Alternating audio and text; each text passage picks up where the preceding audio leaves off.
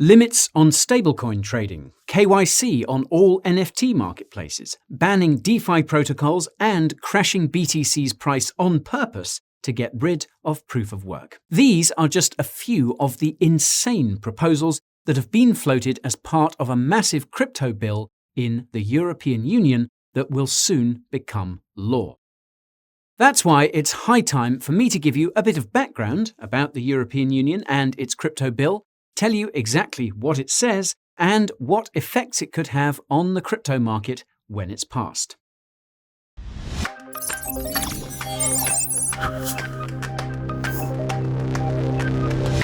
Alright, you know the drill. I need to give you a disclaimer before we talk about any crypto bills.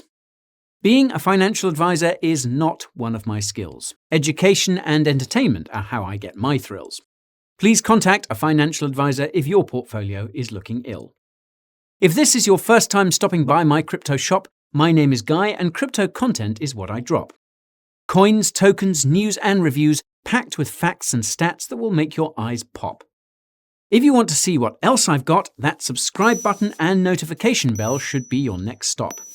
So, now that you know what I am and what I'm not, let's examine the European Union's crypto plot. If you're unfamiliar with the European Union or how it works, you'd be forgiven because it's admittedly complex, so bear with me as I break it all down. The European Union began as a special economic zone after the Second World War and consisted of a handful of European countries. The rationale was that lots of commerce between countries would deter the possibility of another war from arising. So far, so good. The European Union as we know it today was officially established in 1993, and in the years that followed, a series of agreements and institutions were established, such as the Schengen Zone for free travel between European countries and the European Economic Area for free trade between European countries. In 1998, the European Central Bank was established, and in 2002, it introduced the euro currency.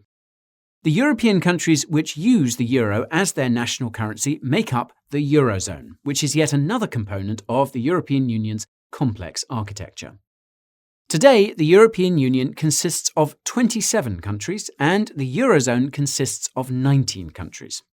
This is important to note because the European Union is in the process of putting together a digital euro, and as we've seen, there seems to be a correlation between CBDC rollouts and crypto crackdowns. As an institution, the European Union consists of 7 smaller institutions, and for the purposes of this video, you only need to be familiar with 3: the European Commission, the European Parliament, and the European Council. Note that I will keep things super simple for the sake of both our sanities. The members of the European Commission are elected by the governments of European countries, and it is the only institution in the European Union that has the power to pass laws. The members of the European Parliament are elected by the citizens of European countries, and it can ask the European Commission to draft laws on its behalf. The European Council consists of the leaders of European countries, and it can likewise ask the European Commission to draft laws on its behalf. When the European Commission wants to pass a law, it drafts a bill and sends it to the European Parliament and the European Council for debate, discussion, amendments, all that boring stuff. Once both parties agree, the bill becomes a law, but there's a small caveat here. There are technically 3 types of laws the European Commission can pass. The first is a regulation, which applies to all European countries regardless of their own national laws. The second is a directive, which means each European country can decide for itself how it wants to implement a law. And the third is a decision, which relates only to select countries, companies, or citizens in the European Union. Now, if the name didn't give it away, the European Union Regulation on Markets in Crypto Assets, or MiCA for short, will become a regulation once it's passed, meaning it will overrule all existing laws European countries have when it comes to cryptocurrency. The MiCA bill was tabled by the European Commission in September 2020 and was passed on to the European Parliament and European Council for deliberation shortly afterwards. For more than a year, it took the form of mostly meaningless deliberations between these two parties. A few months ago, however, the MiCA bill started making crypto headlines, and that's because of some of the ridiculous proposals some members of these European institutions wanted to put in it, which include the sort of things I mentioned in the introduction. Now, if you watched my video about Bitstamp's recent crypto report, you might recall that Europe isn't all that interested in crypto compared to other regions around the world. This is another part of why the MiCA bill flew under the radar for so long and why it subsequently caught the crypto industry off guard. Fortunately, crypto lobbying groups in the EU were able to mobilise in time to convince members of the European Parliament to remove the proposed proof-of-work ban from the MiCA bill in March, a vote that was uncomfortably close. As always, the impetus for the proof-of-work ban was because of unjustified environmental concerns, and you can learn more about why that's nothing more than FUD using the link in the description. Now, if all of this wasn't crazy enough, most of the discussions about MiCA are currently taking place behind closed doors. This means that nobody really knows for sure what it will look like once it becomes law, and one of the only reasons we know anything at all is because of leaks to the press. Now, this is why I had one of my colleagues here at the Coin Bureau reach out to Patrick Hansen, a European crypto policy expert and hedge fund advisor who's been posting updates about the MiCA bill on Twitter. Patrick has actually been the source for many of the crypto media articles about the MiCA bill, and I strongly suggest following him on Twitter if you live in Europe, or even if you're just interested in keeping up with this unbelievable crypto bill.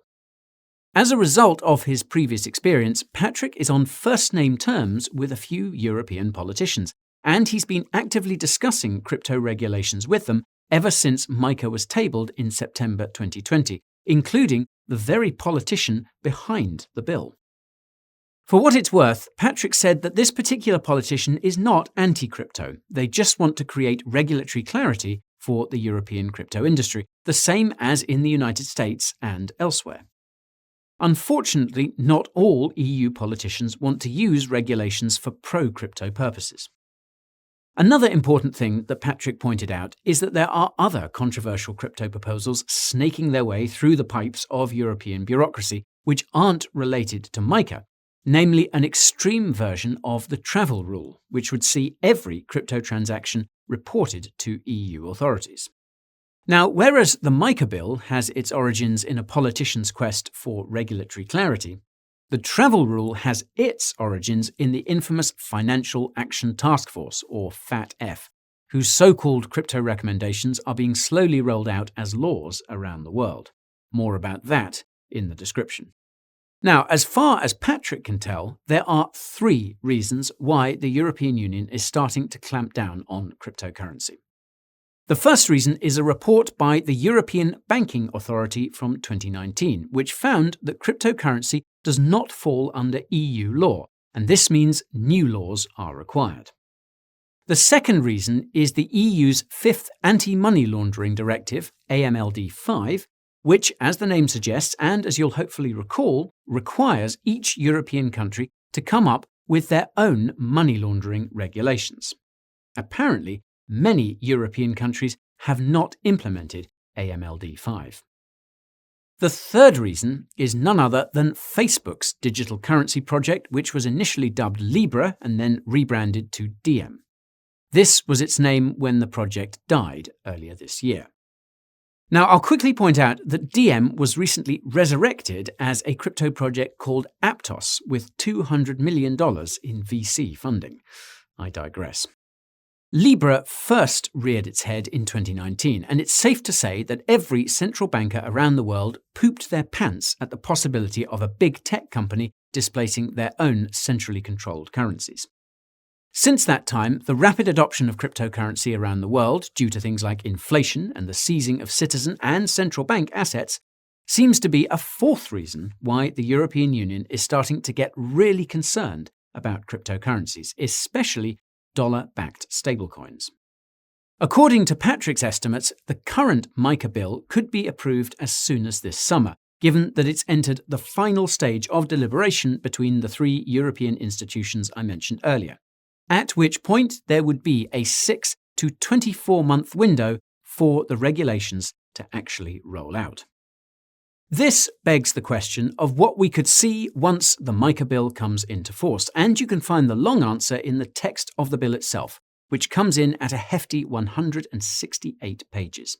Now, I don't know about you, but in this case I prefer the short answer given by the experts, which includes our friend Patrick Hansen. From a bird's eye view, the MiCA bill seeks to set standards for things like the transparency of crypto projects, the governance of crypto projects, and the custody of cryptocurrencies, all in the name of user protection, free market competition, the usual buzzwords. In contrast to most crypto regulations being proposed around the world, the MiCA bill actually takes some time to define the different types of cryptocurrencies its regulations apply to, and it identifies 3 distinct crypto categories, which of course come with their own sets of crypto regulations. The first category of cryptocurrency is, quote, utility tokens, which includes cryptocurrencies like Chainlink's Link, Decentraland's Mana, and other cryptocurrencies with their own unique utilities. Interestingly, this category also includes Bitcoin's BTC, Ethereum's ETH, and possibly even NFTs. The MiCA bill specifies that in order to sell a utility token or list it on a cryptocurrency exchange, the team or company behind the crypto project must provide a white paper to the relevant EU authorities explaining how their cryptocurrency works. Obviously, this requirement doesn't apply to cryptocurrencies like BTC and ETH. Not surprisingly, this requirement also doesn't apply to any cryptocurrencies sold to so-called qualified investors, aka rich folks. The second category of cryptocurrency, according to the MiCA bill, is, quote, asset reference tokens, or ARTs. ARTs include any cryptocurrencies that maintain a stable peg thanks to a basket of multiple assets. This presumably includes decentralized stablecoins like MakerDAO's DAI, but this isn't entirely clear. Oddly enough, MiCA specifies that ARTs do not have to register with regulators, so long as their market cap doesn't exceed €5 million, which is a very low threshold to say the least. If an ART's market cap does exceed €5 million, however, its issuer must register with regulators and abide by a series of stringent requirements regarding reserves. Holders of ARTs are also not allowed to earn interest of any kind. As a cherry on top, the European Banking Authority has the power to step in and slap on additional requirements for an ART issuer if the market cap of their ART becomes too large in the EBA's eyes. The third category of cryptocurrency, according to the MiCA bill, is, quote, e-money tokens, or EMTs, which include centralized stablecoins like Tether's USDT and Circle's USDC. The MiCA bill will subject EMTs to more or less the same rules as ARTs, meaning they don't have to jump through too many regulatory loopholes so long as their market caps remain small, and EMT issuers cannot allow EMT holders to earn interest. The only real difference is that EMT issuers will still have to register as an electronic money institution so that European regulators can make sure their EMTs don't threaten the integrity of the euro. EMT issuers get their own cherry on top too, because if their EMTs grow large enough to be considered, quote, significant by European banking regulators, you can bet that they will come a-knocking.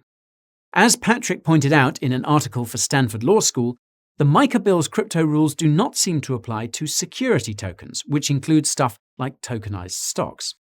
As mentioned earlier, however, the MiCA bill's crypto rules do seem to apply to NFTs, and it's possible that they could apply to NFT marketplaces or even NFT creators themselves. On that note, if you're curious about the top NFT marketplaces out there, you can learn more about them using the link in the description. Anyways, as you can imagine, the MiCA bill has had its fair share of concerns and criticisms from the crypto community, and Patrick identified 3 in his aforementioned article for Stanford Law School. First, the MiCA bill's definition of a utility token is very broad, as it could potentially be applied to any token that lives on a blockchain, hence all the concern around NFTs. Patrick and others argue that this broad definition could seriously stifle crypto innovation in the European Union. The second concern with the MiCA bill relates to decentralized finance, particularly the governance tokens that are used in DeFi protocols like MakerDAO, Uniswap, and Aave. Because DeFi protocols aren't legal entities, this would make it impossible for them to register with the relevant authorities. And though the MiCA bill's rules may not apply to existing DeFi protocols, they would almost certainly apply to future DeFi protocols, which would again stifle crypto innovation. Now, the third and biggest concern with the MiCA bill involves EMTs, specifically stablecoins. In short, stablecoins like USDT and USDC would almost certainly count as, quote, significant in the eyes of European regulators. This would require their parent companies to register with European authorities and be subject to strict capital controls, or else they'll be delisted from European cryptocurrency exchanges and potentially made unavailable to European crypto traders and investors altogether. Patrick goes as far as to suggest that the stringent stablecoin proposals in the MiCA bill prove that European regulators have become paranoid about the possibility of a privately issued stablecoin challenging the euro ever since Facebook released Libra in 2019, and I reckon he's right.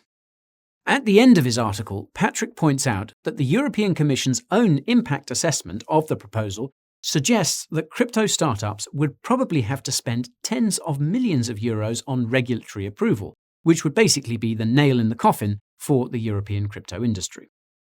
As Patrick pointed out in another Stanford article about the MiCA bill, Europe's generally aggressive regulations have killed its competitiveness, with not a single tech giant hailing from the region. To add insult to injury, European representation is declining on the leaderboard of the world's largest 100 companies, and Europe's share of global equity markets has consistently been cut in half over the last couple of decades. Then again, you could argue that all these valuations are just one big market bubble, and you can learn about the largest market bubbles using the link in the description. So, what does the MiCA bill mean for crypto? Well, quite a bit. I'll start by reiterating that nobody really knows what the MiCA bill will look like when it becomes law. One thing is for certain, though, and that's that stablecoins are in the crosshairs of the European Union's regulatory sniper scope, or should I say, the sights of its bazooka. As far as Patrick can tell, there's a very good chance the EU will put all those stringent stablecoin regulations in place, and that's bad news for crypto. This is again because the European Union is worried that stablecoins could undermine the euro, and, to be honest, they should be afraid. This is because the market cap of stablecoins has been growing at an exponential rate, along with their actual adoption.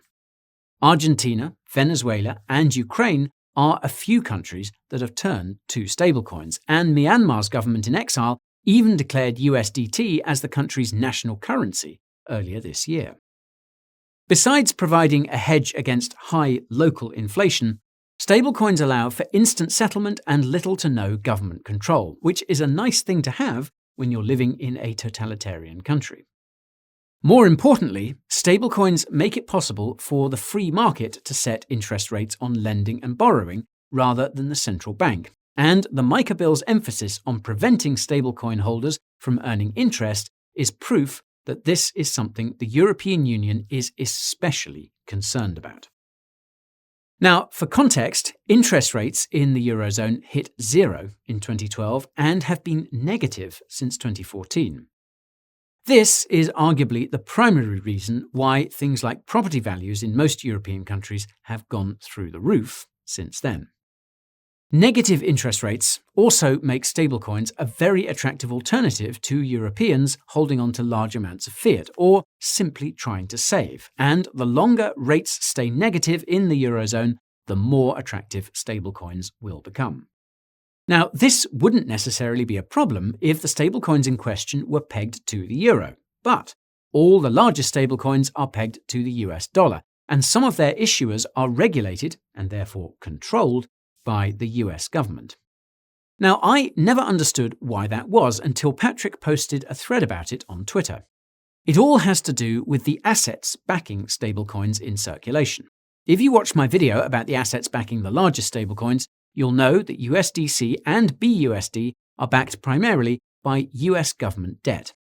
This is because Circle and Paxos can earn interest on the reserves of their users while simultaneously being confident that they can redeem stablecoins for cash at any time, since the US bond market is very liquid. It also subsidizes the US government with foreign money, but that's a topic for another time. Logically, the issuer of a regulated euro-denominated stablecoin would likewise want to back it with European government debt to earn a safe yield. But, as I just mentioned, euro interest rates are negative, and this means there's really no financial incentive to create a euro stablecoin on the issuer's end.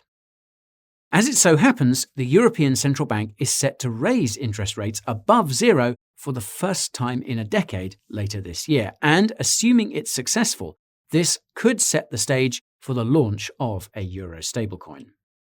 This assumes that MiCA doesn't kill the prospect of a euro stablecoin with a regulatory noose before that happens, and it's one of the many arguments that Patrick is bringing to the table in his discussions with European politicians. To paraphrase part of Patrick's conversation with one of my colleagues, the European Union should compete rather than retreat when it comes to cryptocurrencies and stablecoins, because these technologies will continue to develop regardless of whether it embraces them or not.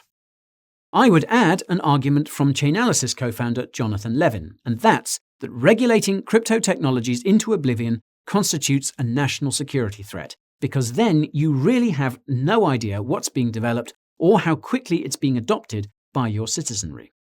This is one of the many epic arguments Jonathan made during a recent crypto hearing in front of US politicians, and you can watch my breakdown of that hearing using the link in the description. And that's all for today's video about the European Union's upcoming crypto regulations.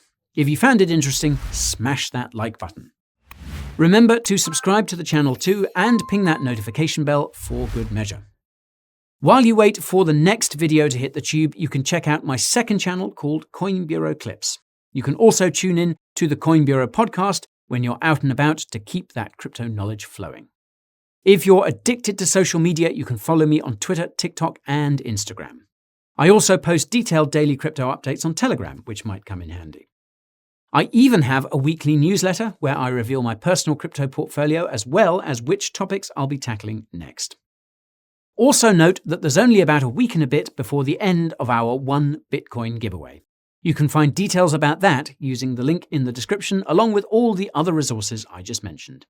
As always, thank you for watching, and I'll see you again very soon. This is Guy bidding you goodbye.